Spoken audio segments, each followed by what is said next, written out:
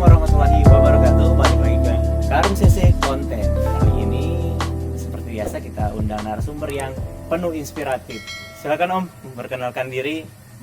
Nama saya Muhammad Mahir Abdullah. Dipanggil Mahir. Saya adalah pesepeda asal Jakarta di komunitas sepeda federal Ciracas, Jakarta Timur. Saat ini saya lagi melakukan ekspedisi Om. Jadi nama ekspedisinya adalah Ekspedisi Penjelajahan Nusantara. Tagline-nya bersepeda melintasi 34 provinsi dan pendakian 7 puncak gunung tertinggi di Indonesia. Wow. Itu startnya mulai kapan ya Om? Ya, start perjalanan ini dimulai sejak 11 Maret 2018 dari markas PMI Jakarta Selatan. Kebetulan saya juga sebagai relawan di markas PMI Jakarta Selatan. Terus kepikiran buat menjelajah ini apa nih namanya, ekspedisi ya, penjelajah Nusantara ini kepikirannya gara-gara atau ada referensi kah sebelumnya atau gimana? Jadi untuk berpikir menjelajah sudah lama ya, dari mungkin dari sejak sekolah dasar, tapi itu belum berpikir matang dan ingin diwujudkan, hanya impian, sebatas impian. Jadi ketika itu saya sering melihat peta Indonesia di sekolah gitu kan, ada peta dunia gitu, ada peta Indonesia, peta dunia. Lalu saya jengkalin tuh di peta dunia dari ujung Aceh sampai ujung Papua itu 1 jengkal Om. Lalu ketika saya coba jengkalin di beberapa belahan dunia lain seperti benua-benua lain di Eropa dan lain sebagainya, 1 jengkal itu bisa lewat 3-4 negara bahkan lebih. Jadi motivasi saya untuk menjelajah Indonesia bahwa mencintai Indonesia bagi saya tidak cukup menyanyi lagu dari Sabang sampai Merauke. Jadi memang harus dijalanin biar tahu ya Om. Ya, Ya. betul. Terus kegiatan selama berapa tahun ini? Jadi Sekarang sudah 2 tahun 3 bulan Om, 2 kurang tahun. lebih. Ya. Itu belum balik-balik sama sekali belum? Ya dibilang belum balik-balik ya belum sih. Jadi ya karena memang tujuan awalnya ingin sekaligus jalan dan sekaligus nanti selesai ya pulang selesai gitu. Jadi nggak putus-putus gitu. Jadi kegiatan 2 tahun bersepeda keliling Indonesia gitu? Jadi kegiatan ini nggak hanya bersepeda Om. Jadi saya bersepeda, tadi kan saya bilang bersepeda melintas 34 provinsi dan pendakian 7 puncak gunung tertinggi di Indonesia. Kebetulan saya juga seorang pegiat pecinta alam atau pegiat alam bebas di Patagon Indonesia di Jakarta. Jadi dulu saya punya impian bahwa saya ingin Seven Summit, karena orang juga sebagai pendaki gunung. Tapi saya ingin sekali mendaki Gunung Semeru, Kerinci, Rinjani dan sebagainya itu secara paralel. Jadi langsung. Nah, transportasinya adalah sepeda itu. Sebagai alat transportasi ramah lingkungan itu. Jadi saya selain bersepeda, mendaki gunung, terus masuk untuk literasi juga. Jadi saya ada punya misi membuat 10 taman baca, target awalnya di Indonesia, dan yang terrealisasi sampai saat ini baru 4 Om. Gokil. Terus selama 2 tahun ini kan kita ngomongin soal kerjaan nih kan. Iya. Jadi dari jalan ke jalan itu jadi pendanaannya dari mana? Jadi gini Om, soal pendanaan ekspedisi ini, jadi bagi saya dalam perjalanan untuk bersepeda, saya sebenarnya bukan kurang suka ya. Saya tidak pernah menyebut diri saya sebagai peturing atau jadi saya lebih atau petualang. Saya tidak pernah menyebut diri sebagai itu, tapi saya menyebut diri saya sendiri, bukan ingin disebut, tapi menyebut diri saya sendiri sebagai penjelajah. Karena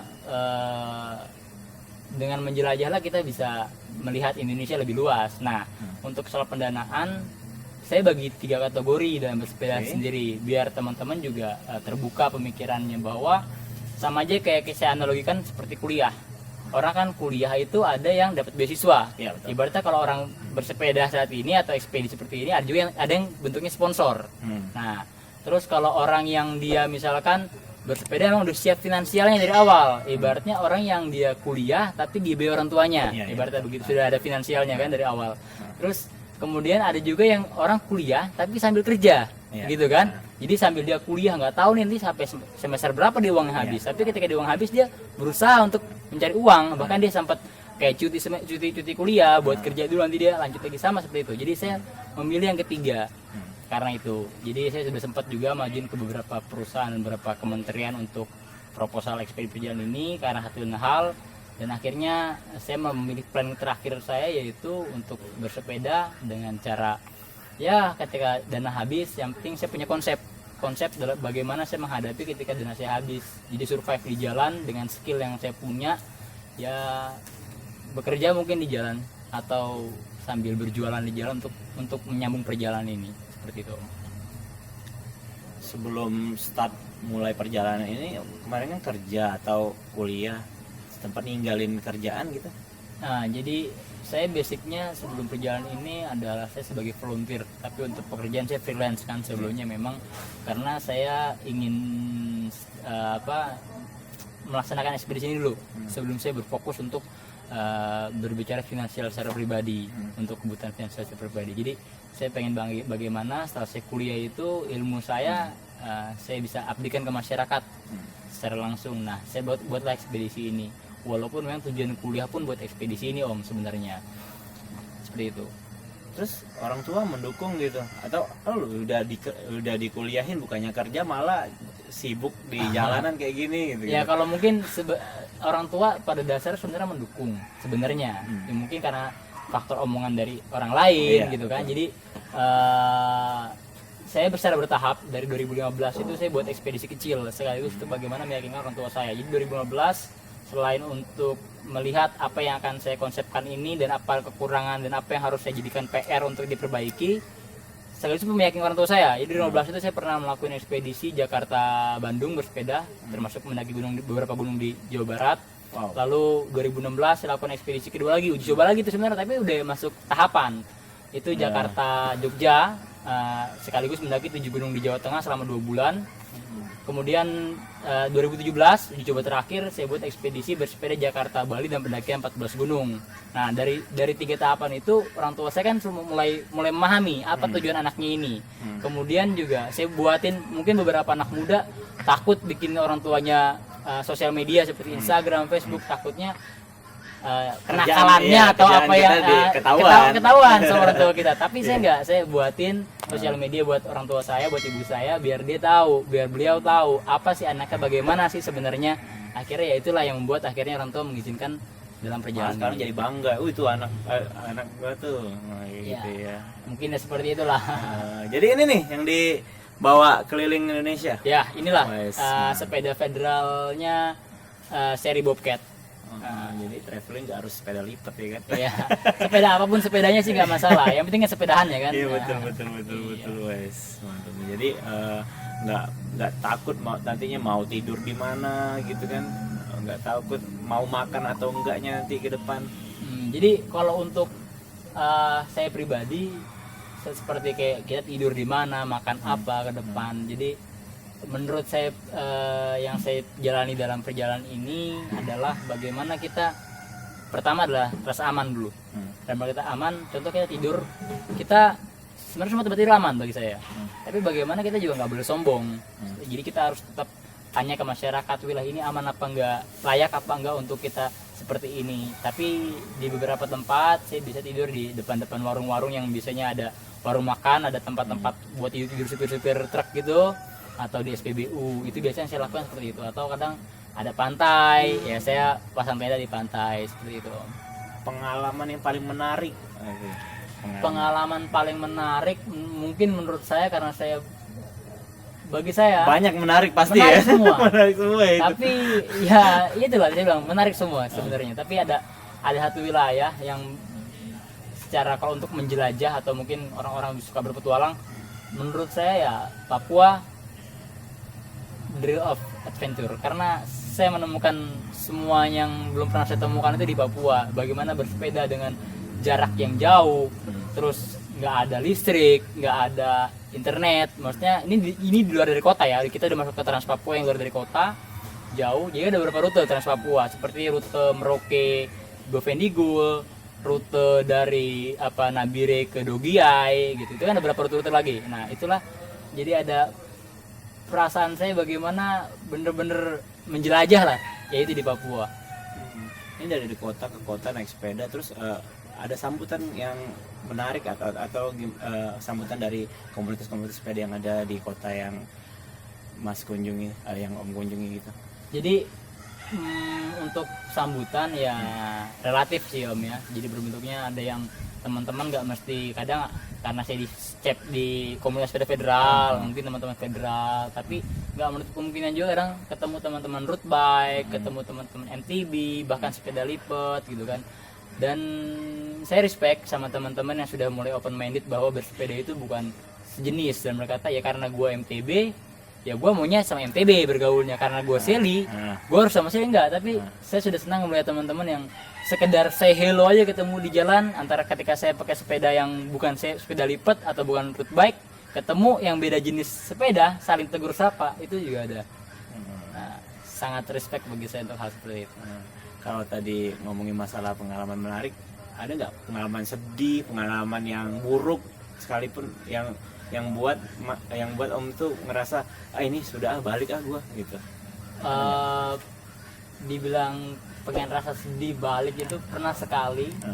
Itu nggak tahu sebenarnya itu penyakit atau apa, nggak tahu, atau itu karena alergi apa nggak tahu. Jadi di NTT ya gitu, saya di Pulau Palue setelah menaik Gunung Rokatenda, itu gunung api. Itu desa tersebut atau pulau tersebut nggak ada listrik Om, nggak ada jaringan, susah jaringannya, internet nggak ada sama sekali malah ketika itu, nggak tahu kalau sekarang ya.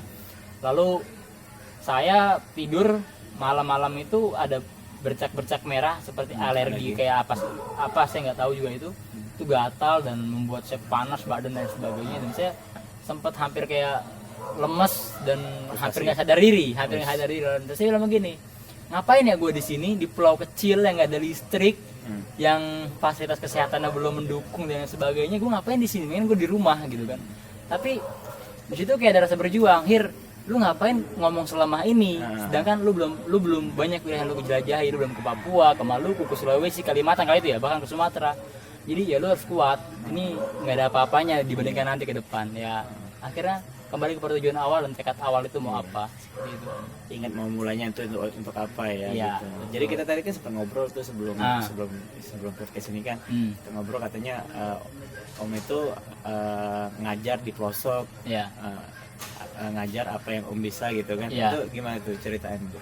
Jadi gini Om, kan tadi kembali ada misi literasi membuat 10 tahun baca. Sebenarnya saya bukan membuat, tapi kembali kepada masyarakat sendiri yang membuat. Saya bukan apa-apa dan bukan siapa-siapa, saya hanya datang dan mencoba ke masyarakat, yuk kita bikin baca, masukin hal-hal yang kurang di sekolah, yang nggak bisa dimasukin karena terbatas waktu. Kita buat taman baca. Jadi kadang misalkan saya bekerja sama orang puskesmas, apa sih misalkan di puskesmas permasalahan, contoh sampah, yaudah nanti kita, atau kesehatan lingkungan, counseling, berarti kita masukin nanti orang puskesmas isi materi taman baca. Terus misalkan sama aparat kepolisian, berarti apa sih kamtipmas? Tapi mereka welcome gitu ya, menyambut. Itu makanya kita sudah pendekatan dulu, terlebih dahulu kita pendekatan ke masyarakat, jelasin apa yang tujuan kita mau apa ke sana gitu dan bagaimana. Dan satu hal lagi Om, bahwa saya tidak pernah menjanjikan kepada masyarakat begini enggak, cuman ya atas dasar teman-teman kadang sepeda atau teman-teman organisasi lain di Jakarta ini suka ngebantu, teman-teman pramuka juga, kan saya di pramuka juga ngebantu ngirimin buku ke pelosok, dan buku-buku itulah yang menjadi ya semoga menjadi meningkatkan minat baca masyarakat Indonesia, seperti itu. Jadi ini nanti finish dari startnya dari mana? Jakarta. Dari Jakarta, finish Jakarta. Iya. Nah nanti setelah finish itu emang benar-benar berakhir atau nggak ada ini lagi? Jadi sebenarnya nggak benar-benar berakhir Om. Jadi akhir dari perjalanan ini sih sebenarnya sebuah harapan yang harus saya sampaikan secara gentle. Ketika itu berhasil ya berarti memang berhasil. Jika itu gagal berarti harus dikatakan gagal. Jadi awalnya adalah ingin diakhiri dengan membuat buku. Jadi membuat literatur tentang bersepeda di Indonesia. Karena selama ini yang saya ketahui saya nggak tahu kalau mungkin saya kurang teliti mencari literatur itu. Beberapa teman sepeda saya tanya, pernah nggak ada pesepeda Indonesia yang menulis buku tentang Indonesia, bersepeda di Indonesia secara lengkap, hampir secara lengkap seluruh provinsi. Dan teman-teman rata-rata bilang belum. Beberapa teman-teman yang saya anggap sudah senior bersepeda di Indonesia rata-rata bilang belum. Dan saya bilang, perlu nggak sih kita buat literaturnya bersepeda di Indonesia gitu kan? Karena kan sebab bule-bule ini atau pesepeda luar negeri suka datang ke Indonesia mencari literatur tersebut. Wilayah ini aman apa enggak, bagaimana kulturnya, apa yang saya bisa kunjungi di daerah ini gitu kan, apa yang boleh dan apa yang tidak gitu kan, cara bersepeda dan sebagainya. Kemudian juga kan setiap pesepeda punya passion Om.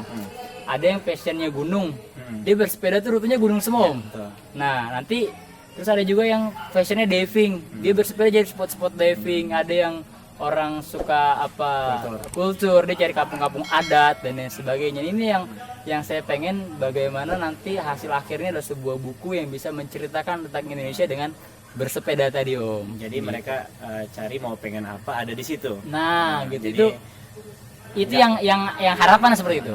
Terus ada lagi nggak nih harapan untuk yang ingin ngikutin jejaknya?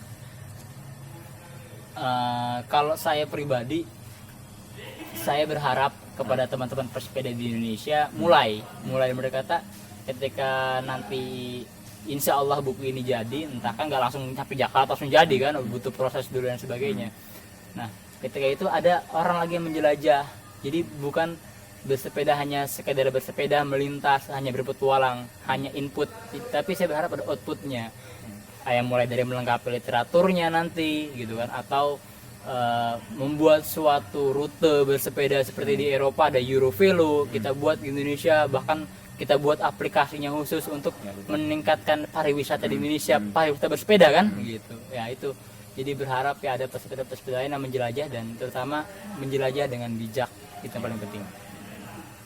Ada tips dan trik nggak buat touring kayak gini, apa-apa saja yang dibawa gitu kan persiapannya? Ya kalau saya katakan untuk tips and trick sebenarnya umum Om. Umumnya adalah kembali ke semua apa yang kita lakukan 5W+1H. Ya kan? 5W+1H tuh masuk di sini dalam perjalanan. Kita mau kemana, mau ngapain, mau sama siapa, ini kan penting. Kadang apa yang dibawa. Contoh kita bersepeda di Indonesia, cocoknya seperti apa sih, pakai sepeda apa yang cocok. Walaupun saya katakan tadi semua sepeda cocok gitu kan, tapi kembali kita lah yang menjawab sendiri, kita mau dengan gaya atau style seperti apa. Contoh misalkan ada orang yang pengen seperti saya bawa banyak barang begini ya kan, atau ada yang ultralek yang dia bawa ya ringkes aja lah, apa yang bisa ini dilakuin, gak usah bawa tenda, gak usah bawa ini kan bisa. Nah kembali tadi kembali 5W+1H.